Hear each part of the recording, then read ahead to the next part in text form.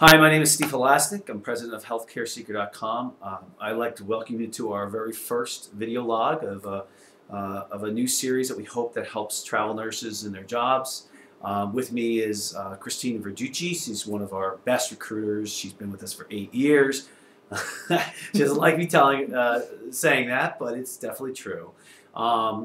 Today we'd like to kind of talk a little bit about what's going on in the industry, and also a little bit about just a talk track about maybe how you as a travel nurse can help yourself with other agencies, not just ours.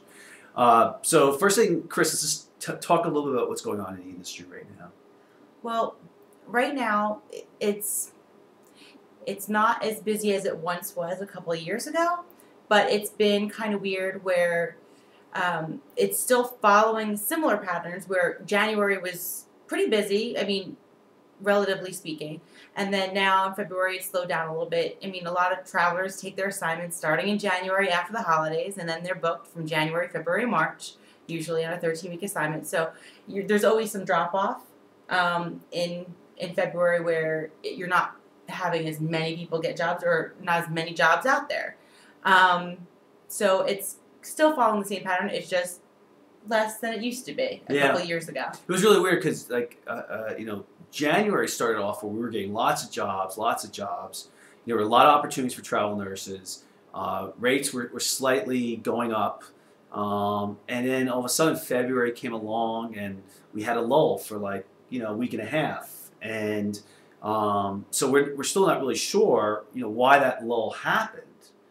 Well, yeah, and I think that it's also things that have changed that I've noticed in the past couple of years or year and a half since everything kind of went down a little bit. We used to have these spikes of we need L&D, lots of L&D, or we need OR, lots of OR. And then but it wasn't as much because you always had other jobs, med-surg jobs, ER jobs, ICU jobs. There's always a mix.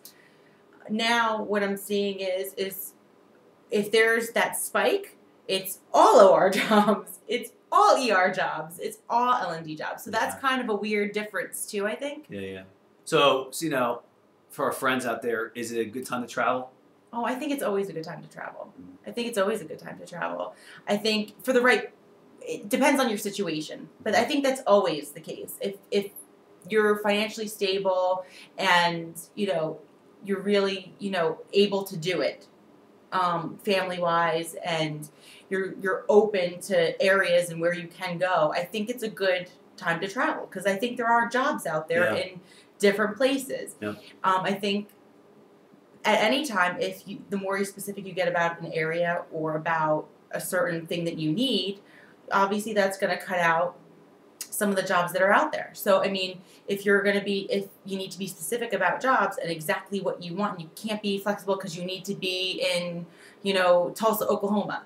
Well, it's going to take a longer time to get that job in Tulsa, Oklahoma. So I think you just have to be prepared for that. Yeah, and the rates are still good so that, that there are jobs out there that are worth taking versus going to a per diem or for a full-time type of situation. I mean, you certainly get that share of travelers who travel for the money, and that's fine. And you also get your share of travelers who travel because they want to be in a certain location or a certain area.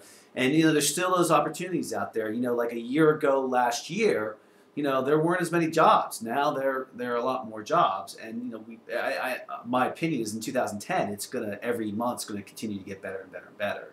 And I think that as a company, I mean, just what we've seen so far with jobs is, the past few weeks has been a little strange.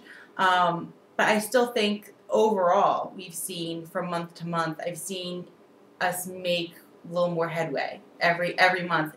It's not as drastic, and I don't know if it's going to hit all at once and all of a sudden there's going to be just a miracle and there's going to be 100 jobs for L&D and 100 jobs for ER and 100 jobs. I don't think it's going to just hit one day and all of a sudden it's going to come. And also, it's just not just our company, and we stay really in touch with a lot of other companies in our industry, so we kind of know what's going on. But on that note, let's move into a different subject matter, and that is really our tip of the day and the tip of the video, so to speak. We still got to get a good name for it, but the one area that we were kind of talking about is as a team and as a company, we know that one of the most important things that we need to do is build trust with our travelers. And there's a variety of ways that we kind of do that. We make sure you know us as people. But one of the things that kind of has come up, Chris has often mentioned, is that the travelers that she works with over and over are ones that have built trust with her. And so maybe you could share with us some of the ways that some of the travelers who have worked with you have built their trust with you. Well, I think trust is a two-way street. So I think that, when I have a nurse that calls into me for the first time, I want to get to know you. I want to get to know you. I want to get to know why you travel. I want to get to know everything so that way I can make sure that I'm looking at the right jobs for you. And as a recruiter who's been doing it for a while, I think that I can tell what's going to be a good match and what's not going to be a good match based on what you're telling me. So I'm kind of expecting there to be, honesty and openness, really, is tell me, what the deal is, and I'll try to see what I can do. If I can't do it, I'm going to tell you I can't do it. But in the same respect, obviously I'm going to be honest with you and tell you I can't help you if I can't help you. But I'm going to try really hard to help you. So I think, with trust, as far as, telling me that you have a few other agencies that you're working with is fine. It's totally fine. We know that travelers work with probably on average, 2, 3, 4 other agencies. Mm-hmm. And this time you have to, because not one company has all the jobs. So I completely understand where you're coming from on that. And I think that if you're telling me, all right, I've already been submitted for that, that's only going to help you. So that way I don't submit you for it too. And that way there's not any confusion on the hospital's end. So you just want to make sure that you're honest with your recruiter. I think that's your best bet always, is to be honest with us. Because if you have a good recruiter, they're going to be honest with you too. And they're going to let you know if they can help you. Right, and more information is better than little information. Yeah. So I think it's important. I know the one thing I would mention that it tends to really lose trust with a recruiter is when a travel nurse sends out a blast email to like 15, 20 different agencies saying, I'm looking for a job right now.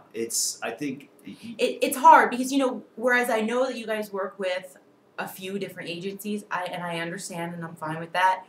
When you see your name as one of like 30 agencies, it's kind of like, okay, well, I can't make you my top priority because I know you work with, all those other agencies. I can't prioritize my day and say, okay, well, I got to hurry up and find this person a job and really actively go out and look for a job for you because you've got all these other people that might be doing the same thing. And so it's just so competitive that I feel like it's a losing battle. I'm not going to be able to prioritize my day that way. I can't. It's just not fair to to you either for me to say, oh yeah, I'm going to prioritize you, and then it's like I keep I've had this happen where I call a nurse and it's like, oh, somebody already put me in for that. Working with 3 agencies, okay, fine. Working with 10 agencies, okay. You know what? I'm going to hear that every time because if I'm 5 minutes, late. Now I can't submit you. And I always talk to you guys before I submit you for something. I find that so important because I don't want to put you in for something that you may or may not want without your approval. I don't want to send your information everywhere. And I hope that, that helps with the whole trust thing too, that you can trust that your information is not going anywhere, that you're not telling me to put it, gotcha. Basically. So there's that too. So the word of the day is hopefully your recruiter has earned your trust, but in response, not a bad idea to stay open with your recruiter and to earn their trust as well. So for Steve Halasnik and Christine Verducci, we'll see you on the next video log. Thanks.